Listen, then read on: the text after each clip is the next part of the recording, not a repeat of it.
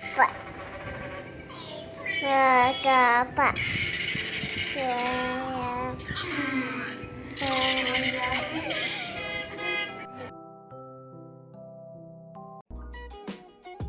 Assalamualaikum warahmatullahi wabarakatuh. Nama saya Siti Asyir binti Muhammad Noor. Nombor matrik saya 279-214. Saya akan menerangkan pendahuluan. Kehamilan adalah fasa indah yang dinanti-nantikan oleh wanita kerana ia melengkapkan institusi kekeluargaan.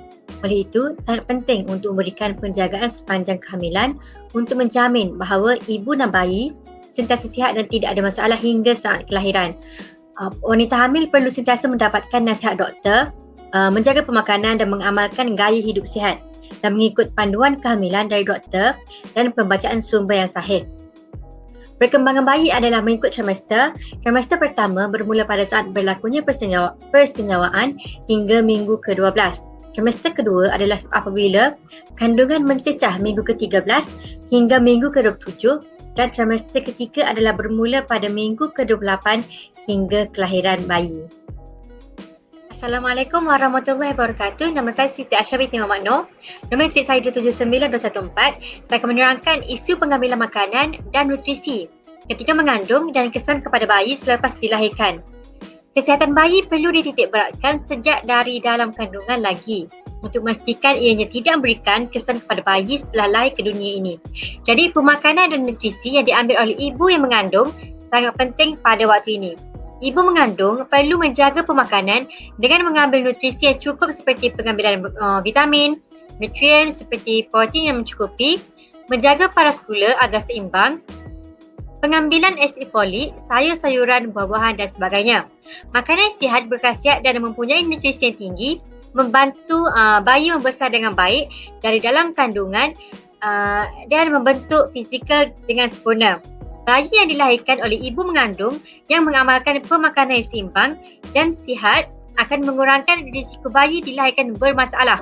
Malahan, bayi yang dilahirkan oleh ibu yang mengamalkan pemakanan yang sihat ini akan menikmati tahap kesihatan yang lebih baik, bukan sahaja ketika membesar dalam kandungan, malah membesar dengan baik dan sempurna selepas dilahirkan hingga tahun-tahun seterusnya. Buah-buahan dan sayur-sayuran yang perlu diambil. Pelbagai warna membekalkan nutrisi yang lengkap kepada bayi kerana setiap kelompok warna berbeza, memberikan vitamin, mineral dan antioksidan yang spesifik untuk tubuh badan bayi dalam kandungan dan dapat membesar dengan baik setelah dilahirkan. Selepas melahirkan, ibu yang berpantang perlu menjaga gaya pemakanan yang sihat dan seimbang kerana bayi apabila selepas dilahirkan hanya memerlukan susu daripada badan ibu sebagai nutrisi untuk bayi terus membesar. Sekian, terima kasih. Assalamualaikum dan salam sejahtera. Saya Nurul Najhah binti Zamzuri, pemegang nombor matrik 279-167. Hari ini saya akan membentangkan tentang punca yang menyebabkan bayi dalam kandungan terjejas. Yang pertama ialah keadaan sosioekonomi. Keluarga yang dalam kelompok pendapatan rendah mungkin kekurangan sumber kewangan untuk membeli makanan yang sihat dan bernutrisi. Hal ini dikatakan demikian kerana keluarga yang berpendapatan rendah dan mempunyai bilangan ahli keluarga yang ramai menyebabkan ibu tadi kurang menitik beratkan tentang kesihatan dirinya kerana lebih memilih untuk mengambil berat tentang ahli keluarga yang lain. Yang kedua ialah taraf pendidikan. Taraf pendidikan yang rendah menunjukkan punca berlakunya kekurangan nutrisi yang dialami oleh ibu mengandung. Hal ini kerana bagi ibu yang tidak mempunyai pengetahuan tentang diet yang seimbang semasa hamil, ia akan mengakibatkan penyakit riket kepada janin jika janin tersebut kekurangan vitamin D.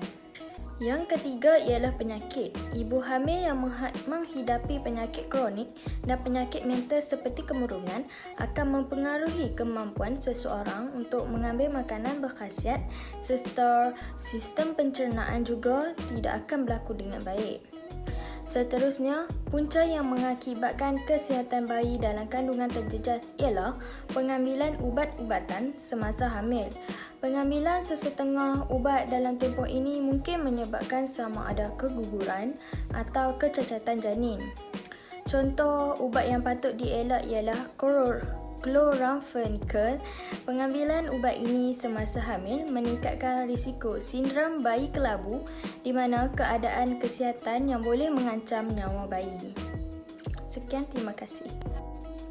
Okey, hai, Assalamualaikum. Nama saya Nur Izmi binti Banun. Nombor metric saya 279196. Jadi hari ini saya akan menerangkan cara penjagaan dan rawatan dalam nutrisi makanan yang sesuai diamalkan oleh ibu mengandung.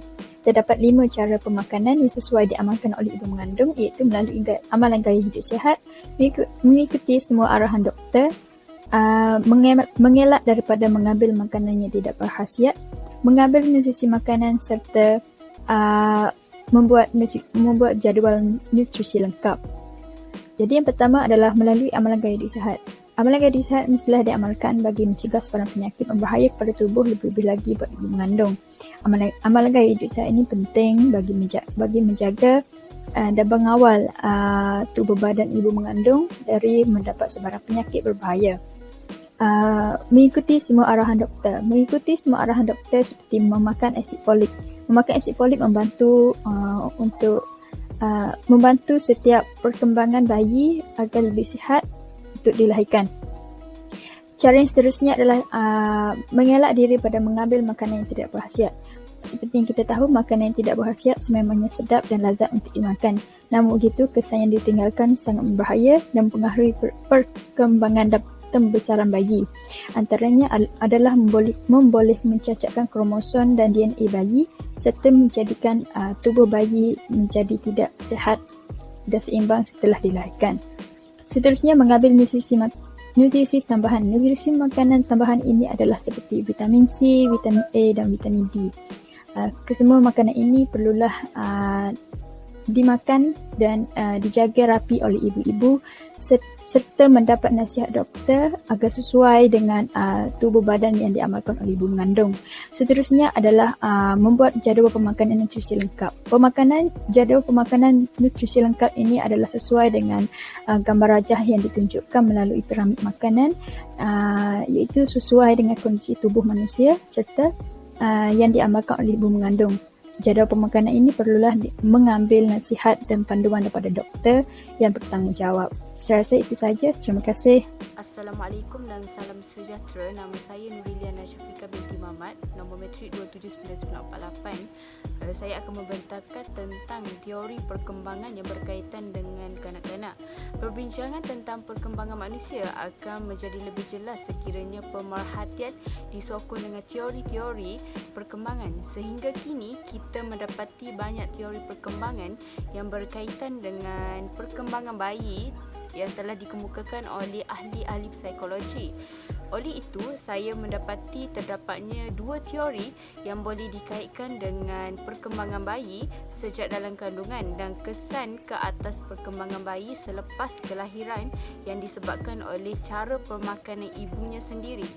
Teori yang pertama ialah teori perkembangan Roberts 1952. Baginya, dalam setiap tugas perkembangan, seseorang akan dapat melakukan fungsi-fungsi pola satu masa yang telah ditetapkan. Perkembangan kanak-kanak sangat dipengaruhi oleh persekitarannya serta personalitinya turut mempengaruhi oleh nilai-nilai, norma atau serta budaya dan masyarakat. Antara salah satu faktor persekitaran ialah faktor pemakanan. Faktor pemakanan seharian bagi ibu mengandung seharusnya mempunyai 7 kategori kumpulan makanan yang perlu dititikberatkan oleh golongan ibu mengandung kerana cara pemakanan ibu mengandung akan mempengaruhi kepada kesempurnaan janin yang dikandung oleh ibu. Setiap ibu hamil memerlukan pemakanan yang seimbang bagi memastikan kandungannya mendapat zat yang secukupnya. Pada peringkat bayi dan awal kanak-kanak, ibu perlu menjaga pemakanan anak-anak untuk perkembangan sistem dan fungsi mental mereka. Pada umur anak-anak yang telah mencecah 5 bulan, kanak-kanak sudah bersedia dan seharusnya makan makanan seperti peperja. Oleh itu, pada peringkat tersebut, ibu perlu mengawal makanan atau cara pemakanan anak-anak mereka. Teori perkembangan yang kedua ialah teori Arnold Gesell 1880 hingga 1961. Gesell 1949 percaya bahawa corak perkembangan seseorang dikawal oleh faktor kematangan seseorang. Ini bermakna otak, tisu dan saraf serta anggota badan kanak-kanak perlu berkembang dengan sebaiknya. Perkembangan bagi kelakuan, pertumbuhan tisu dan anggota serta fungsi-fungsi lain berkembang mengikut pola dan urutan yang terkawal. Cara pengambilan makanan oleh kanak-kanak mempengaruhi kematangan fizikal dan mental pertumbuhan seseorang kanak-kanak. Boleh diukur juga secara kuantitatif seperti tinggi, berat dan pertumbuhan gigi mereka. Nama saya Nurdiana binti Abu Bakar, penambah Mencik 277187.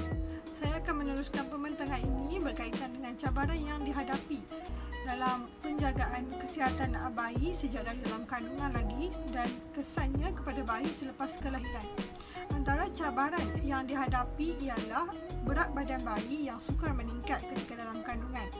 Hal ini akan menyebabkan ibu yang mengandung akan pusing memikirkan tentang berat badan bayi yang sukar meningkat, dan hal ini akan membawa kesan kepada bayi yang dilahirkan menjadi bayi yang kurang matang ataupun kurang berat. Cabaran yang seterusnya ialah cabaran masalah kesihatan yang dihadapi oleh ibu yang mengandung dan memberi kesan kepada bayi dalam kandungan. Hal ini dapat kita lihat ibu yang mengandung yang menghidap masalah kesihatan seperti kencing manis, ianya akan memberikan kesan kepada perkembangan bayi dalam kandungan dan juga membawa kesan kepada selepas bayi dilahirkan. Kesannya ialah bayi menjadi besar ketika dilahirkan dan juga menyebabkan peningkatan bilirubin yang membawa bayi kepada demam kuning, dan demam kuning ini berbahaya kepada proses pembesaran bayi dan tumbesaran bayi kerana ini akan menyebabkan bayi mengalami kecacatan. Cabaran yang seterusnya ialah alahan yang dialami oleh ibu yang mengandung juga akan menyebabkan pembesaran bayi daripada dalam kandungan hingga dilahirkan terganggu, di mana yang kita tahu ibu yang mengandung mempunyai alahan terhadap makanan dan sebagainya. Apabila ibu yang mengandung mengalami alahan terhadap makanan, maka makanan yang dimakan ataupun nutrisi daripada badan ibu itu tidak sampai kepada bayi, yang menyebabkan bayi ini terbantu ataupun tumbesarannya juga terganggu. Bagi refleksi kajian kes untuk subjek Human Growth and Development ini, kami telah menerima banyak manfaat yang berguna dan baik untuk kumpulan kami kerana kajian yang kami jalankan ialah berkenaan penjagaan kesihatan bayi sejak dalam kandungan dan kesannya ke atas perkembangan bayi selepas kelahiran. Setelah menemu bual dan membuat perbincangan dalam kumpulan, kami mula memahami bahawa cara pemakanan ibu semasa mengandung juga boleh menyebabkan kesan terhadap bayi selepas kelahiran, yang mana sebelum ini kami tidak didedahkan secara dengan lebih terperinci berkenaan isu ini. Kajian ini juga memberi kepentingan kepada kami kerana ilmu ini dapat dijadikan sebagai pengetahuan asas dalam diri dan ilmu yang boleh disampaikan kepada ahli keluarga atau waris terdekat. Selain itu, dapat menjalinkan hubungan silaturahim sesama ahli kumpulan kami semasa menyiapkan tugasan kajian kes ini. Kami dapat menjalinkan hubungan dengan hanya menjalankan tugasan dan perbincangan melalui atas talian. Disebabkan kami tidak dapat berkenalan secara bersemuka lagi, dengan adanya tugasan kajian kes ini, kami dapat mengenali antara satu sama lain dan menjadi lebih erat. Sikap toleransi dan kerjasama juga dapat dipupuk semasa kami menyiapkan tugasan ini. Kami juga dapat menambah pengalaman menemu bual responden. Kami dapat mendengar kisah yang dilalui oleh seorang ibu tentang cara penjagaan kandungan sehingga bayi itu lahir. Kisah yang diceritakan menarik minat kami dan sedikit dapat menambah pengetahuan kepada kami. Temu bual ini juga dapat melatih kami sebagai seorang pelajar universiti untuk berkomunikasi dengan lebih baik. Secara keseluruhannya, tugasan kajian kes ini telah memberikan banyak faedah kepada kumpulan kami dan menjadikan kami lebih bersemangat untuk belajar tentang perkembangan manusia. Assalamualaikum warahmatullahi wabarakatuh. Nama saya Siti Aisyah binti Muhammad Noor. Nombor matrik saya 279-214. Saya akan menerangkan kesimpulan. Kesimpulannya, dunia masih dalam penularan wabak COVID-19 dan masih belum mempunyai kaedah efektif untuk membendungnya. Namun, wanita hamil perlu mengambil langkah berjaga-jaga mengelakkan daripada dijangkiti COVID-19. Perkara utama perlu diamalkan adalah seperti mengamalkan gaya hidup sihat, elak diri daripada mengambil makanan tidak berkhasiat dan lain-lain. Wanita juga dinasihatkan menjaga kesihatan dan mengambil makanan seimbang seperti buah-buahan, sayur-sayuran, sumber protein dan kalsium serta melakukan aktiviti senaman bersesuaian bagi memudahkan proses kelahiran.